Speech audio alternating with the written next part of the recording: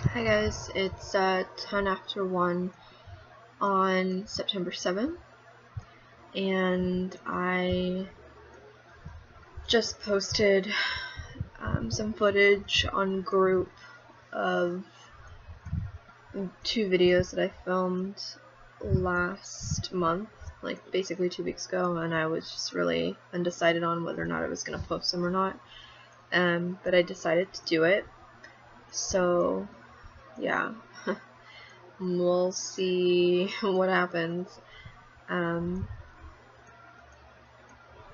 yeah, I don't really know what to talk about right now. There's like almost too much to talk about, and I don't really know where to start. One of my best friends and somebody that you know from group, Julie, had this genius idea of just like, let's write each other letters. I also realize I'm wearing the same thing in every video. That's just because like this is like my nighttime tank top. Anyways, I'll work on wardrobe changes. And so we've gone back and forth a few times with writing letters. It's been really fucking amazing. I've written letters to all of the immediate women in my life that are physically around me right now. My roommate's mother, who's living with us, who's kind of like my surrogate mom. You know, a lot of women that are in group that you know, and starting to mail out letters to women that are my friends in Florida.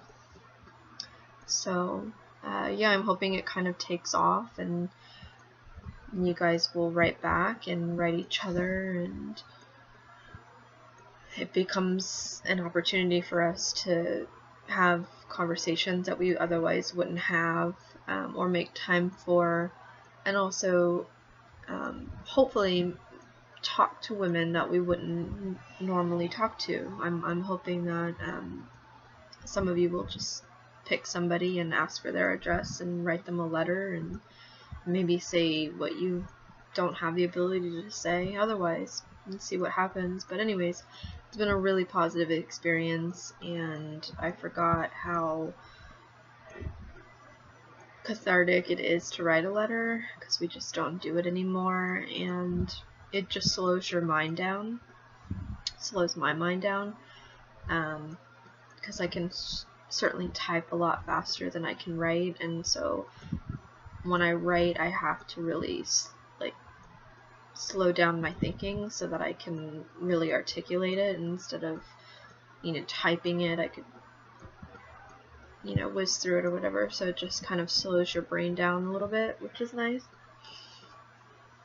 But anyways, that aside, since the last time that I vlogged, or whatever this is, video diary, I've only posted 2 of the 3 videos that I've already filmed. This is video number 4, but anyways, since those videos, I had one of the worst panic attacks of my life, and I was laying in my bed, and it was like 2 in the morning. It was a work night, and I was watching Lost, and I was already feeling on the edge like all day. Out of it, I have been like having like a, not shaky hands, but like I've been having like a steady tremor in both of my hands, but specifically my right hand. That's really been freaking me out, and that was going on like for a few days. I just wasn't feeling right, and I had taken my last Klonopin. I didn't have any alcohol in the house.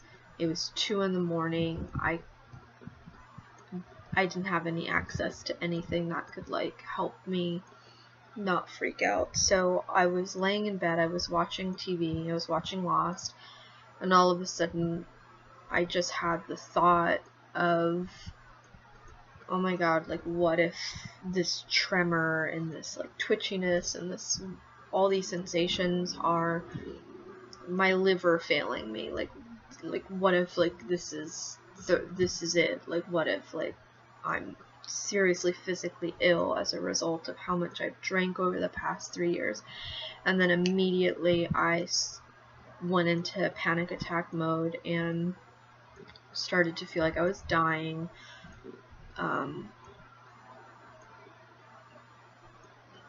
Compulsive thoughts, inability to think rationally, truly convinced that I was dying, and that if I took one sip of anything, like, that could be what killed me. Like, this could be like what happened to Amy Winehouse, you know, this could be like my body's failing me. My roommate and her mom are downstairs, they're asleep. All of my neighbors are obviously asleep. It's the middle of the night, and I was like, oh my god, I need to knock on somebody's door and ask them for like wine or something. And I resisted that, and I resisted that, and I resisted that, and the panic kept getting worse and worse and worse, to the point where I was scared to like walk by my kitchen to go to the bathroom to pee, because I was scared that I was gonna like pick something up to hurt myself, because I wanted the panic to stop. I was just terrified of myself, and for somebody that's a control freak and has their shit together, or had their shit together, nothing is more frightening than being scared of yourself. And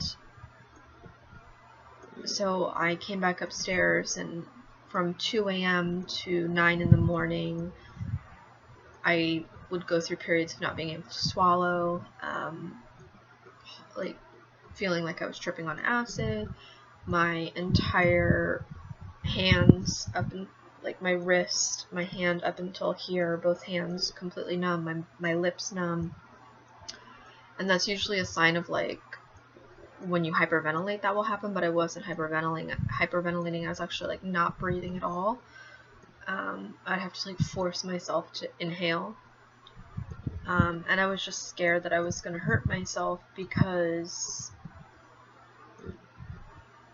not that I wanted to hurt myself, I wasn't suicidal, but I was just desperately like I was so not in control of my own mind that I wanted it to stop. And I understand now like how easy it is for people to cross that line where they can harm themselves, not because they don't want to live, but because they don't want to feel bad anymore. And I was on the verge of going to the emergency room, because the hospital is right around the corner from my house, so I could very easily walk there. And in a fit of desperation, I got up at about 3 in the morning, after about an hour of being in this state where I was just terrified. And my corner store was closed, but I knew there was a gas station right around the corner that was open. I was hoping that they would be serving alcohol, and I could get like a bottle of something. So I walked there, but they don't serve alcohol between 12 and 6 a.m. So I walked there in a fit of like, I was in a state, like a humiliating state. And then they didn't have it, and I could have walked to the hospital. I didn't. I came back home, and I just fought it off for another like 6 hours, and it was the worst experience. I really thought I was dying, and I really thought, on top of feeling like I was dying, I was scared I was going to hurt myself, because I just wanted it to stop. And aside from that, like the wanting it to stop, there's also just that feeling you get when you're like on the edge of a building, or like the platform of the train, and that sensation of knowing that you can end your life, that like whatever that is, that sensation, like, oh, I could jump, like I could just jump, not because you're crazy, not because you're sad, not because you're desperate or whatever, just like that sensation of knowing like I could just jump. It's like that times 100, and it's all of a sudden you feel like you can't stop yourself, and that you have to hold on to a wall because you're scared of yourself. Again, not because you want to do it, but because you know you can. And I don't know how else to describe it. Like, it's just you're not in control of your thoughts. And like a single dark thought all of a sudden escalates, and you can also go into a place where you think of something that isn't real, but it becomes real.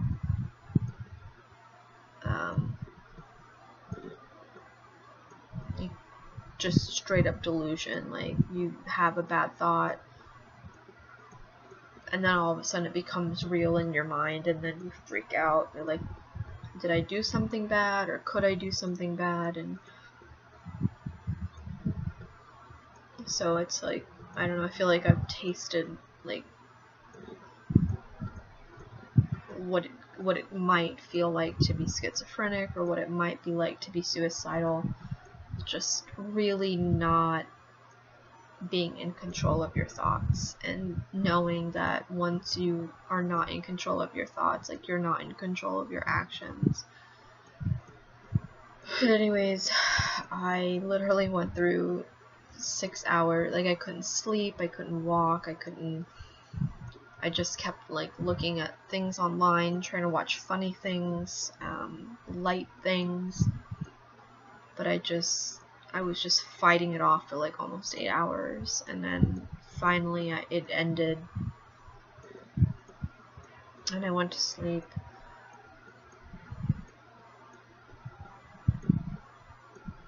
And yeah, like, I guess, like, you could say oh, yes, congratulations, Melissa, like, you did it, without medicine, you did it without alcohol. But it was like, there's nothing like worthy of congratulations. Like, it was fucking hell, and it was psychosis, it was terrifying, it was, if I had alcohol or if I had medicine, like, I would have taken it, because no one should have to feel that. And it's worse than like any physical pain I felt. But anyways, yeah, so that happened, and then what's really terrifying on top of it actually happening is knowing that it's going to happen again, and it can happen at any time. And I wasn't having a particularly bad day when I had a thought, and instead of it being like, oh, what a silly thought, like, that doesn't even make sense, that's irrational, it immediately becomes your reality, and then all of a sudden you are in the darkness. And it's just knowing that I know it's gonna happen again. And it's like when you first take a psychedelic. I remember my boyfriend in high school saying to me, like, once you take acid, the world is never gonna look the same again. You'll never see things the same way again. He was absolutely right. You can't unsee something once you see it. You can't unlearn something once you learn it. And it's the same thing with anxiety and depression. It's like, once you have experienced it, and addiction to it, it's like, once you've experienced it, like, you have to unlearn it. You have to fight your way out of it. It's not something that, like, you can just be, it's not like other experiences where it's like, oh, a one-time thing. It's like, once the door is open, like, it's like Pandora's box. Once the door is open, it's open, and then you can just slide through that door at any time. And the more you go through the door, it's like a self-fulfilling prophecy. The more you go through the door, the easier it is to go through the door. The easier it is to go through the door, the more often you go through the door. And it's just knowing that at any time, like, your mind is not your own anymore. Like, that's a really, really, really terrifying thing to deal with. So yeah, I'm rambling.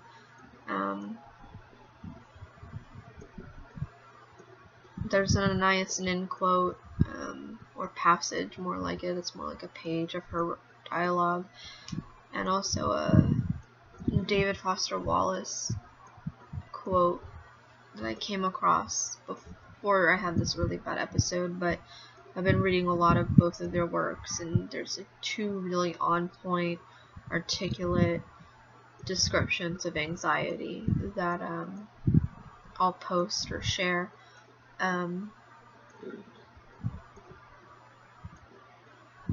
But yeah, I'm just like really terrified because I know that this is now something that I'm gonna have to deal with, even if I'm sober, even if I'm not sober. It's just gonna be there.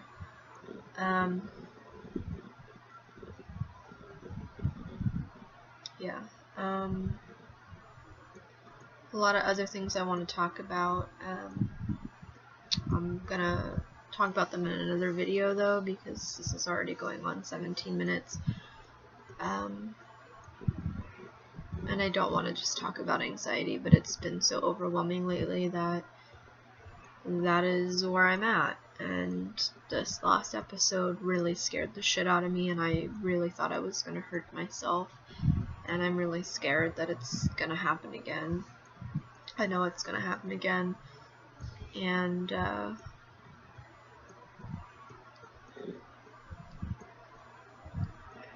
just hope that next time I have wine in the house, because even though I don't want to reach for that, and I don't want that to be the crutch, like, I would rather, like, my liver fail than feel like what I felt that night, because that was sheer terror. So, what does that say about how fucking real panic and anxiety and depression are, that you would rather physically die than go crazy? So, alright, gonna stop here and pick up tomorrow with something a little bit different. Alright guys, thanks for listening.